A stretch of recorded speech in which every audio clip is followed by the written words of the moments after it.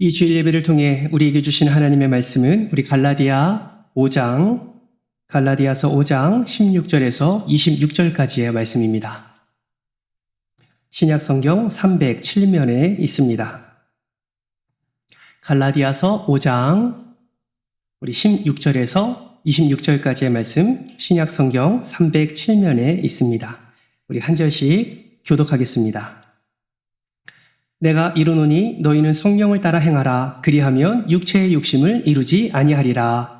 육체의 소욕은 성령을 거스르고 성령은 육체를 거스리나니 이 둘이 서로 대적함으로 너희가 원하는 것을 하지 못하게 하려 함이니라. 너희가 만일 성령의 인도하시는 바가 되면 율법 아래 있지 아니하리라. 육체에 있는 만이 곧 음행과 더러운 것과 호색과 우상 숭배와 주술과 원수 맺는 것과 분쟁과 시기와 분냄과 당 짓는 것과 분열함과 이단과 투기와 술 취함과 방탕함과 또 그와 같은 것이들이라.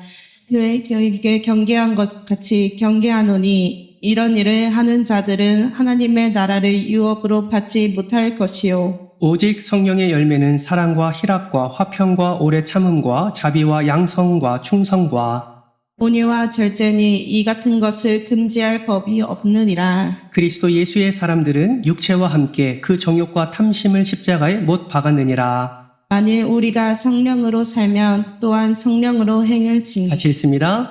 헛된 영광을 구하여 서로 노엽게 하거나 서로 투기하지 말지니라. 아멘. 할렐루야. 몸살 안 나셨지요? 네. 지난 한 주간도 잘 지내신 줄 믿습니다. 우리 앞뒤 좌우 바라보시면서 이렇게 인사하겠습니다. 제 옆에 앉아주셔서 감사합니다. 한 번 더 인사할 때 사랑하고 축복합니다. 네. 하나님의 사랑이 우리 안에 넘쳐나기를 주님의 이름으로 축복합니다. 갈라디아서를 쓴 사도 바울은 원래 예수를 핍박하던 자였습니다. 사도행전을 보면 예수를 따르는 자들을 얼마나 많이 괴롭혔는지 때로는 때리기도 하고 때로는 잡아 감옥에 가둬 넣기도 하고 심지어 돌을 들어서 사람을 죽이기도 했습니다.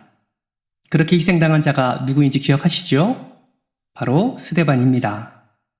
그렇게 바울은 예수를 만나기 전에 예수를 따르는 자들을 핍박했고 그렇게 잡아 가두었고 그 한 곳만 아니라 다른 지역을 옮겨 다니면서까지 그런 일을 행했습니다. 그러다가 이 사울에게 놀라운 사건이 하나 일어나지요. 바로 예수 그리스도의 음성을 직접 듣는 사건이었습니다. 예수님이 사울을 향해서 무엇이라 말씀하셨습니까? 사울아, 사울아, 내가 어찌하여 나를 핍박하느냐? 그 당시 사울은 이 예수 그리스도의 음성을 듣고 그리스도의 존재와 그리스도의 능력을 친히 몸소 경험하게 됩니다. 여러분, 이 사건 이후에 그 사울은 그의 삶이 어떻게 변했습니까? 180도 그의 인생이 바뀌었습니다. 자신의 신분, 학문, 지식, 그리고 권력, 그리고 자신의 신학까지 모든 것을 배설물로 여기며 그렇게 내어버리고 오직 예수 그리스도만을 붙잡는 인생이 되었습니다. 여러분, 왜 그 당시 사울은 모든 것을 내어버리고 예수를 끝까지 붙잡았을까요? 따라서 합니다. 예수가, 더 크게 예수가 진짜입니다. 아멘이십니까? 한 번 더 따라합시다. 예수가 진리입니다. 아멘이십니까? 그렇기 때문에 사도 바울은 그 진짜이신 예수 그리스도, 그 진리이신 예수 그리스도를 끝까지 붙잡았던 것이죠. 예수를 믿는 자를 괴롭혔던 이 바울의 인생이 이제는 예수를 전하는 인생으로 바뀌게 된 것입니다. 그래서 1차, 2차, 3차 로마에게까지 전달하는 그 복음의 증거가 사도 바울의 인생에 걸쳐서 이루어졌다는 것을 우리는 말씀을 통해서 확인할 수 있는 것이죠. 그렇다면 사도 바울이 끝까지 붙잡았던 그 예수 그리스도, 사도 바울이 끝까지 여러 곳을 다니면서 전했던 그 복음이 도대체 무엇이길래 사도 바울은 인생을 다 내어버리고 오직 예수께 헌신을 하게 되었을까요? 여러분, 복음은 헬라어로 유앙겔리온이라고 말을 합니다. 이 뜻은 좋은 소식, 기쁜 소식이라는 의미를 담고 있지요. 무슨 말입니까? 사도 바울의 복음, 사도 바울의 기쁜 소식은 예수 그리스도다라는 것을 말씀을 통해서 확인할 수 있습니다. 여러분, 지난번에도 한번 말씀드렸는데 이 복음은 아무에게나 쓸 수 있는 단어가 아니었습니다. 누구에게 쓸 수 있었습니까? 로마 황제에게만 쓸 수 있는 단어지요. 우리나라에도 왕만 쓰는 단어가 있죠. 여러분, 왕의 얼굴을 뭐라고 말합니까? 용안이라고 하지요. 왕이 쓰는 변기틀을 뭐라고 하나요? 매화틀이라고 합니다. 여러분, 용비어천가의 용비는 무엇을 의미합니까? 왕이 즉위하는 것을 용비라고 말합니다. 제 얼굴을 가리켜 용안이라고 말하지 않아요. 제가 쓰는 화장실 매화틀이라고 말하지 않습니다. 여러분, 왕에게만 쓰는 단어가 있다라는 것이죠. 여러분, 복음, 유앙겔리온, 이 단어가 그 당시 평민에게 쓰여질 수 있는 단어가 아니라 오직 로마 황제에게만 쓰여질 수 있는 단어였다라는 것입니다. 근데 이 단어를 지금 사도 바울이 누구를 향해 쓰고 있는 거예요? 예수님을 향해. 무엇을 의미합니까? 예수 그리스도가 나의 황제이시다라는 것을 의미하고 있다라는 것이죠. 이 소식을 그 당시에 로마 황제가 들었다면 어떻게 처리를 했을까요? 반역죄로 그를 잡았겠죠. 사족을 다 잘랐겠죠. 친지들까지 다 싸그리 잡아 반역죄를 물었을 것입니다. 여러분, 예수 그리스도를 향해서 유앙겔리온을 외쳤다는 것은 가볍게 볼 문제가 아닙니다. 지금 사도 바울은 무엇을 하고 있습니까? 목숨을 걸고 복음을 전하는 일에 힘쓰고 있다라는 것이죠. 자신이 가지고 있는 모든 것을 버리고 힘써 복음을 전하고 있는 자가 바로 사도 바울이다라는 것입니다. 곳곳에 다니면서 예수가 하나님의 아들이다. 곳곳에 다니면서 예수가 우리를 위해 이 땅에 오신 구원자다. 곳곳에 다니면서 예수를 믿어야만 너희들이 천국에 갈 수 있다라는 이 복음을 사도 바울이 힘을 다하여 그렇게 전한 것입니다. 저는 소망하는 것이 있습니다. 저와 여러분 모두가 사도 바울처럼 예수 그리스도가 진정한 복음 되시기를 주님의 이름으로 축복합니다. 여러분은 지금 여러분의 삶의 복음이 무엇입니까? 여러분의 삶의 기쁜 소식이 무엇인가요? 한번 생각해 보십시오. 지난 한 주간은 여러분은 어떤 복음을 붙잡고 사셨습니까? 여러분은 어떤 복음을 향해 그렇게 달려가고 계셨습니까? 여러분, 예수 믿는 자의 진정한 복음은 예수 그리스도뿐입니다. 아멘이십니까? 왜요? 그분만이 진짜요. 그분만이 진리이기 때문에 그렇습니다. 그래서 여러분에게 정말 마음 다해 축복합니다. 예수 그리스도를 꼭 인격적으로 만나시기를 주님의 이름으로 축복합니다. 왜요? 그분이 길이고 그분이 진리고 그분이 생명이기 때문에 그렇지요. 그래서 그분을 만나고 그 복음을 전하는 인생으로 바뀌어지게 될 때 우리의 삶을 통해서도 그 생명 되신 예수 그리스도의 은혜를 우리는 충만히 누릴 수 있습니다. 이 소식을 지금 어떤 교회가 들었냐? 곳곳에 다니면서 복음을 전했을 때 1차 전도여행 때 이 복음을 받아들인 갈라디아 교회가 이 복음 안에서 그렇게 든든히 서가고 있었습니다. 그런데 사도 바울이 또 다른 지역에서 복음을 전할 때 고린도 지역에서 복음을 전하며 교회를 세울 때 한 이상한 소문을 듣게 됩니다. 그 소문이 무엇이냐면 갈라디아 교회가 복음 외에 다른 복음을 취했다라는 소식이에요. 목숨을 걸고 복음을 전했는데 그 갈라디아 교회가 진짜 복음이 아니라 진짜 복음과 더불어 다른 복음을 또 취했다는 것입니다. 여러분, 다른 복음은 무엇을 의미할까요? 무엇을 말할까요? 따라서 해봅시다. 율법. 네, 율법을 취하게 되었습니다. 이 율법을 전한 자가 율법을 지켜야만 구원을 얻을 수 있고 율법을 지켜야만 성령을 받을 수 있다라고 전한 이들은 예루살렘에서 온 유대 그리스도인들이었습니다. 그들은 바울이 가서 복음을 전하는 곳곳마다 따라다니며 바울이 전하는 복음은 반쪽짜리 복음이다. 바울이 전하는 복음은 완전치 않다. 바울이 전하는 복음은 믿음만을 강조하는데 그렇지 않다. 율법을 지켜야만 구원을 받을 수 있다. 갈라디아 교회 성도들은 그 율법을 강조하는 유대 그리스도인 예루살렘에서 온 그들의 말을 수용해서 예수님을 믿는 것뿐만 아니라 율법을 지키는 일에도 열심을 내었다라는 것입니다. 여러분, 왜 유대 그리스도인들이 이렇게 갈라디아 교회까지 와서 그의 복음은 반쪽짜리 복음이라고 말을 했을까요? 그 이유는 바울의 사도성을 의심했기 때문에 그렇습니다. 여러분, 우리는 누구를 가리켜 사도라고 말합니까? 누구를 가리켜 사도라고 말할까요? 사도 홍대훈이라고 말합니까? 그렇지 않습니다. 누구를 보고 사도라고 말할까요? 그 당시에 사도라고 지칭하는 자들은 예수님이 공생의 사역을 하는 동안에 함께 동행했던 12제자를 가리켜 사도라고 말합니다. 그래서 사도 베드로, 사도 야고보, 사도 요한 이렇게 얘기하는 것이죠. 그렇다면 질문합니다. 바울은 예수 그리스도와 함께 동행했습니까? 동행했나요? 동행했습니까? 동행했으면 사람 때리고 잡아놓고 죽이지 않았겠죠. 그러지 않았습니다. 그러니 예루살렘에서 신앙생활 해오는 자들은 바울을 볼 때 그는 사도성이 의심이 되는 거예요. 그가 전하는 복음이 의심이 되는 겁니다. 그래서 어떻게 합니까? 가는 곳곳마다 자신들이 해왔던 율법의 중요성을 이야기하게 되었고 그것을 지켜 행할 때에 구원의 은혜를 누릴 수 있다라는 것을 그렇게 증거했던 것입니다. 여러분 생각해 보세요.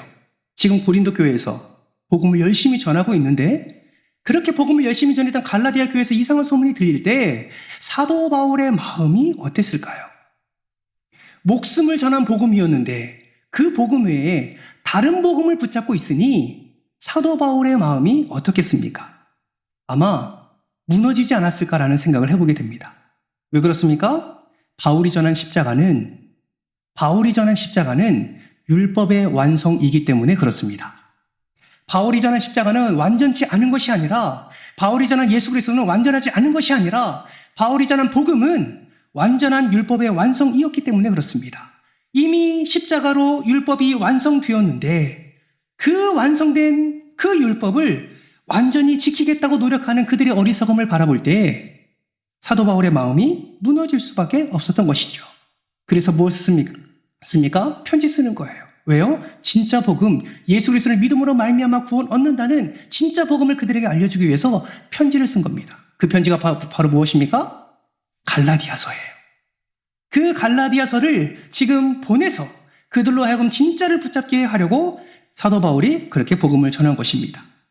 그렇다면 왜 예루살렘에서 온 유대 그리스도인들은 그렇게 율법에 목을 매는 것일까요? 여러분 그거 아십니까? 유대인들은요, 구약시대 때부터 쭉 왔던 이스라엘 백성들은요, 어떻게 하면 구원을 얻을 수 있을까 생각했을 때 의로워지면 구원을 얻을 수 있다라고 생각했습니다. 여러분, 의로워지면 구원을 얻을 수 있습니까? 아니에요?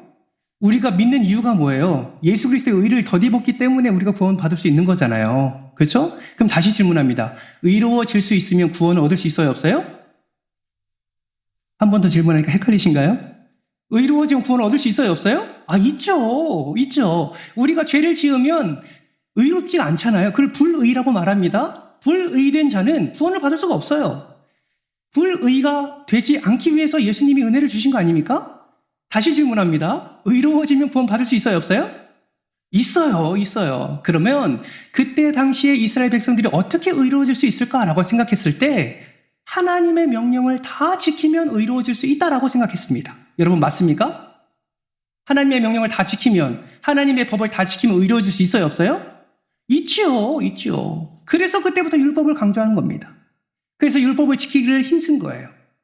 그래서 율법을 지켜오다가 장로들의 전통과 여러 가지 것들이 다 첨가돼서 율법이 더욱더 폭발적으로 늘어나서 문제가 된 것이지요. 그러면 질문합니다. 여러분, 율법을 다 지키면 의로워질 수 있다라고 말을 했는데 그 말씀이 어디 있냐면 신명기 6장 25절 말씀인데요. 같이 한번 읽어볼까요? 시작! 우리가 그 명령하신 대로 이 모든 명령을 우리의 하나님 여호와 앞에서 삼가 지키면 그것이 곧 우리의 의로움이다. 아멘. 말씀대로 삼가 다 지키면 의로워질 수 있어요. 근데 문제는 무엇입니까? 율법을 지킬 수 있어요, 없어요? 없어요. 목사도 율법을 다 지킬 수 없습니다. 그래서 우리는 어떤 상태가 됐어요? 불의한 상태가 됐어요. 죄를 지었기 때문에 불의한 상태가 되었습니다. 불의가 상태가 되면 불의한 자의 결과는 뭐예요? 죄의 삭은 사망이죠. 사망은 무엇을 의미합니까? 하나님의 진노를 받는다, 안 받는다? 받는다. 다시 말하면 불의한 자는 결과적으로 하나님의 진노 아래 있다, 없다? 있다. 그렇기 때문에 하나님이 우리를 사랑하셔서 또 다른 의를 보내주신 거잖아요. 그 또 다른 의가 누구십니까? 예수 그리스도예요. 그래서 예수 그리스도를 믿으면 그 예수 그리스도의 완전한 의가 우리에게 전가되어지고 우리는 불의한 상태이지만 그 완전한 불의함에서 완전한 의가 더 입혀짐으로 말미암아 칭의, 의롭다 칭하게 되고 그 칭의로 말미암아 우리가 지금 무엇을 얻을 수 있습니까? 구원을 얻을 수가 있는 거예요. 그것을 지금 사도 바울이 갈라디아 교회에 이야기를 하는 것입니다. 모든 사람이 죄를 범하였으니까 하나님의 영광을 이룰 수 없었으니까 그래서 예수 그리스도가 온 거야. 너희는 100% 율법을 지킬 수 없어. 너희는 불의할 자가 될 수밖에 없어. 하나님의 진노를 받을 수밖에 없어. 그러므로 말미암아 예수님을 믿어야만 율법의 어떤 행위가 아니라 예수님을 믿어야만 온전히 구원을 얻을 수 있다라는 것을 갈라디아서를 통해서 말하고 있는 것입니다. 그렇다면 여러분 같이 지키면 되지 않습니까? 예수도 믿고 율법도 지키면 되지 않을까요? 왜 율법은 구원의 조건이 되지 않을까요? 여러분 기억하십시오. 율법을 지키는 것, 지킨다라는 이 의미 속에 따라서입니다. 내 노력이, 내 의지가 들어가 있기 때문에 그래요. 여러분 구원은요, 내 의지로 들어가는 것이 아닙니다. 내 노력으로 들어가는 것이 아니에요. 물론 말씀을 지키기 위한 노력과 의지는 또 다른 차원입니다. 구원의 조건에 내 노력과 내 의지로 구원에 이르는 것이 아닙니다. 하나님은 우리를 구원하실 때 오직 예수 그리스도를 믿는 믿음으로 말미암아 우리에게 구원의 은혜를 허락해 주셨습니다. 그러므로 여러분 우리는 이 말씀을 통해서 무엇을 기억해야 됩니까? 예수 그리스도를 믿어야만 우리에게 구원의 은혜와 성령의 충만함이 임하게 된다는 사실을 여러분 반드시 기억하시길 바랍니다. 따라서 해봅시다. 율법이 아니라 믿음입니다. 율법이 아니라 믿음입니다. 이 믿음으로 생명을 누리시기를 주님의 이름으로 축복합니다. 이 율법이 아니라 믿음으로 살아가는 자는 오늘 본문 말씀에서 말하는 거예요. 그 믿음을 갖고 있는 자에게 성령이 임하게 되고 그 성령을 따라 행하는 자는 성령의 열매가 맺어지게 된다라는 것을 분명히 말씀하고 있습니다. 여러분 성령의 열매가 무엇입니까? 오늘 22절 23절 말씀을 같이 한번 읽겠습니다. 함께 읽습니다. 시작! 오직 성령의 열매는 사랑과 희락과 화평과 오래 참음과 자비와 양선과 충성과 온유와 절제니 이 같은 것을 금지할 법이 없느니라. 아멘. 사위와 오자 양충원절 9가지로 표현된 이 성령의 열매는 성령을 따라 행하는 자의 삶 속에서 반드시 맺어진다라는 것입니다. 여러분 기억하세요. 우리의 노력으로 이 열매 맺을 수 없습니다. 우리의 의지로 이 성령의 열매를 맺을 수 없어요. 성령의 열매를 맺을 수 있는 단 하나의 방법이 있는데 그것이 무엇이냐? 예수 잘 믿는 것입니다. 그리고 성령을 따라 행하는 거예요. 사랑하는 성도 여러분, 옆에 분에게 이렇게 축복합시다. 예수님 잘 믿읍시다. 어제보다 더 잘 믿읍시다. 예, 여러분 신앙생활은 다른 게 아니에요. 예수님 잘 믿는 거예요. 나와서 박수치고 찬양하고 내 기분을 전환시키는 게 신앙생활이 아니라 나와서 예배할 때마다 내 마음속에 내 삶 속에 항상 거하시는 예수 그리스도의 그 분명함과 그 완전함과 그 확신을 더 분명히 하는 것이 신앙생활입니다. 여러분 예수님을 잘 믿으시기를 주님의 이름으로 축복합니다. 어제보다 오늘이, 오늘보다 내일이 더 예수님을 잘 믿어서 성령의 열매를 풍성히 맺는 저와 여러분 되시기를 주님의 이름으로 축복합니다. 여러분 이렇게 성령을 따라 행하는 것, 여러분 이것이 바로 우리가 복을 누리는 길이다라는 것이죠. 그렇다면 성령을 따라 행할 때 우리가 성령을 따라 행하는 것은 무엇을 의미하는가? 그러면 성령은 도대체 어떤 분이시길래 우리가 성령을 따라 행해야 하는가? 오늘 본문이 아니라 요한복음 14장 17절 말씀은 성령에 대해서 이렇게 말씀을 합니다. 우리 같이 요한복음 14장 17절 말씀 같이 한번 읽어볼까요? 시작! 그는 진리의 영이라 세상은 능히 그를 못하나니 이는 그를 보지도 못하고 알지도 못함이라. 그러나 너희는 그를 아나니 그는 너희와 함께 거하시며 너희 속에 계시겠음이라. 아멘. 성령이 어떤 분이십니까? 진리의 영이라고 표현합니다. 진리의 영. 또 다른 성경에는 성령은 하나님의 영이라고 표현합니다. 또 다른 성경에는 예수의 영이라고도 표현합니다. 그러한 하나님께서, 성령 하나님께서 지금 누구 안에 있다고요? 믿는 자의 마음 가운데 믿는 자의 삶 가운데 함께하고 계신다라는 것을 성경은 분명히 말씀하고 있습니다. 그럼 여러분 생각해 보세요. 내 삶에 앞서 우리가 읽었던 사위와 오자 양충운절 이 9가지로 표현된 성령의 열매가 얼마나 많이 나타나고 있는지 여러분 한번 점검해 보시기 바랍니다. 만약에 생각을 했을 때 전혀 성령의 열매에 대한 그 열매들이 내 삶 속에서 생각나지 않는다면 여러분 어쩌면 우리는 그 성령을 따라 살아가고 있지 않다라고도 말할 수 있습니다.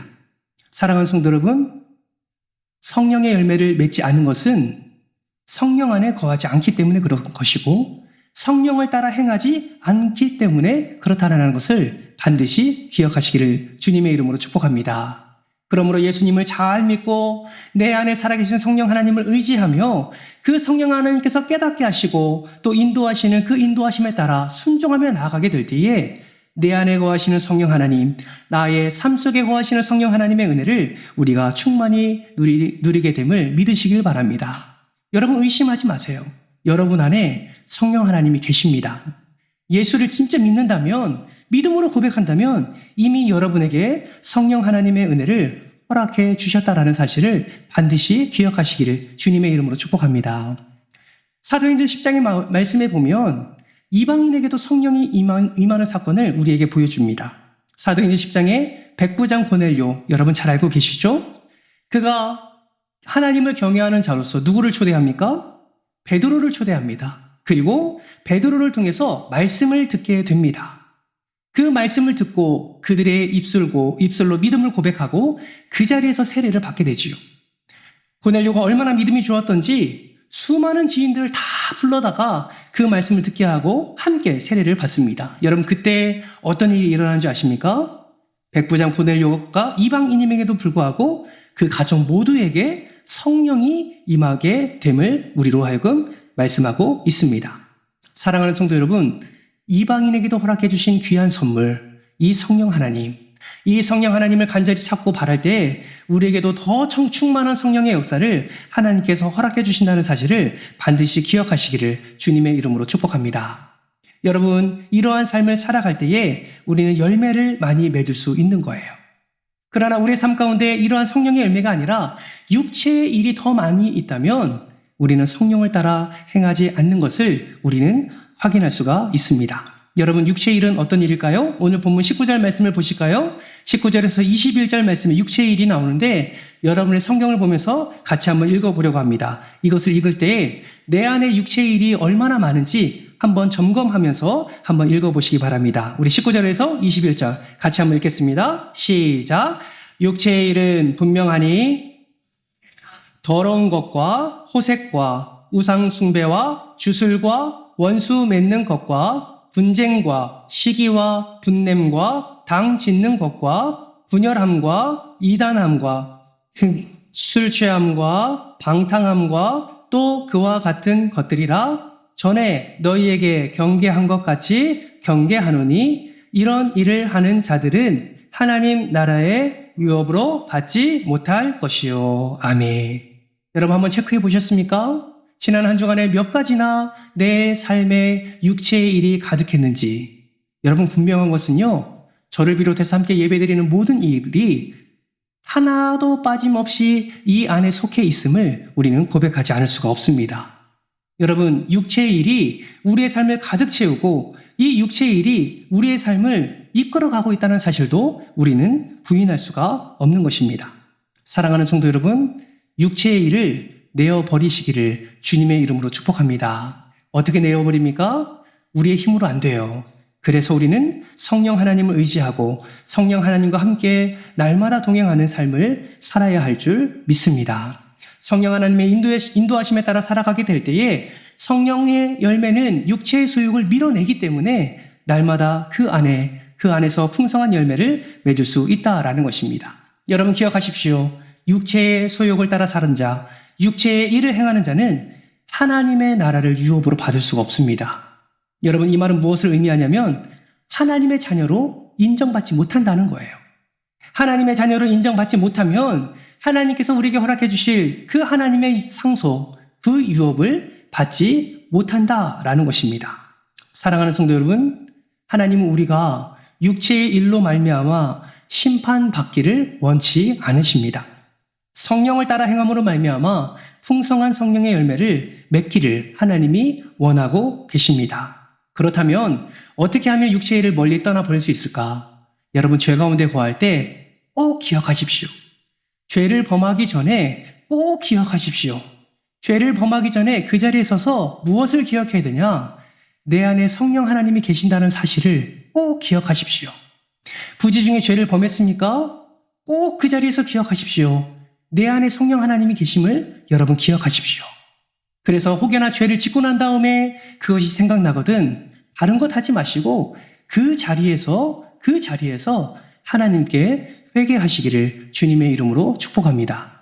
또한 하나님이 나와 함께 하심을 기억하게 될 때에 우리는 죄 짓는 자리에 나아가지 않을 수 있습니다.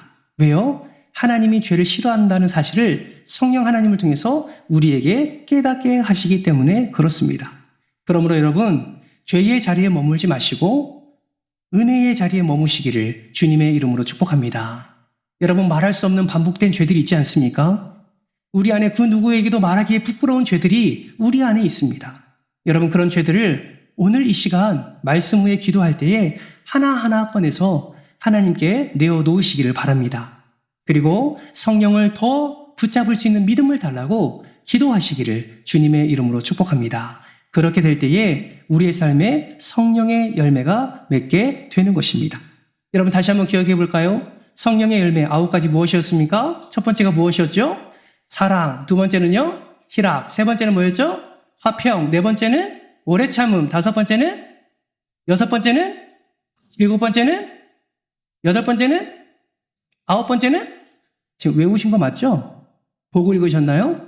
보고 읽으셔도 됩니다. 기억하십시오. 성령을 따라 행할 때 이러한 열매가 맺어지게 되는 것입니다.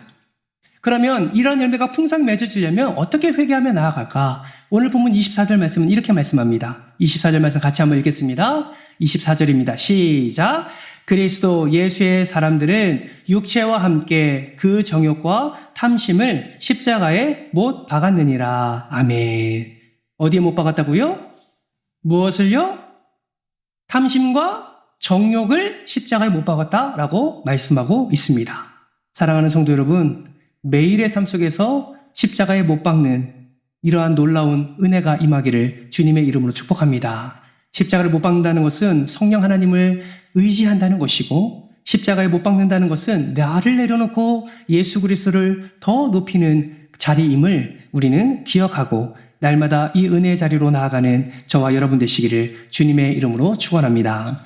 말씀을 정리합니다. 여러분, 우리는 살아가는 동안에 참 억울한 일도 많이 겪습니다. 참 힘든 일도 많이 경험하게 됩니다. 그럴 때마다 짜증나는 일도 많고, 그럴 때마다 죄를 지을 때가 너무나 많습니다. 때로는 나의 욕심이 너무나 커서 내 욕심을 채우려고 죄를 짓기도 합니다. 말씀대로 살고 싶은 마음도 너무나 가득한데 생각과는 다르게 말씀대로 살지 못하고 또 말씀대로 살아가는 과정 가운데 다른 상황과 사건과 사람들 때문에 우리의 마음이 무너지는 것도 경험하게 됩니다. 사랑하는 성도 여러분, 그럴 때마다 여러분 안에 살아계신 성령 하나님을 꼭 의지하시고 꼭 붙잡으시고 꼭 성령에 따라 행함으로 하나님이 예비하신 놀라운 은혜를 충만히 누리시기를 주님의 이름으로 축원합니다. 다른 복음을 붙잡지 마십시오. 세상에 다른 복음 없습니다. 오직 진리는 예수 그리스도이십니다. 이 사실을 기억하고 이번 한 주간 동안 살아가게 될 때에 우리는 사도 바울과 같이 어디에 있든지 무엇을 하든지 오직 진리만을 선포하며 진리 안에 거하여 성령의 열매를 맺게 될 줄 믿습니다. 성령의 열매는 사랑의 열매는 맺고 절제의 열매는 못 맺고 이런 것이 아니에요. 성령의 열매는 복수로 기록된 것이 아니라 단수로 기록되어 있습니다. 따라서 성령의 열매는 예수 믿는 자가 이 9가지로 표현된 이 모든 것이 다 맺어지는 것이 성령의 열매입니다. 그러므로 나는 사랑은 좀 좋은데 오래 참음이 조금 부족하다면 그 부족함을 가지고 다시 하나님께 나아가 하나님의 은혜를 간구하며 다시금 성령의 충만함으로 성령의 열매를 충만히 맺기를 사모하며 기도하는 저와 여러분 되시기를 주님의 이름으로 축원합니다.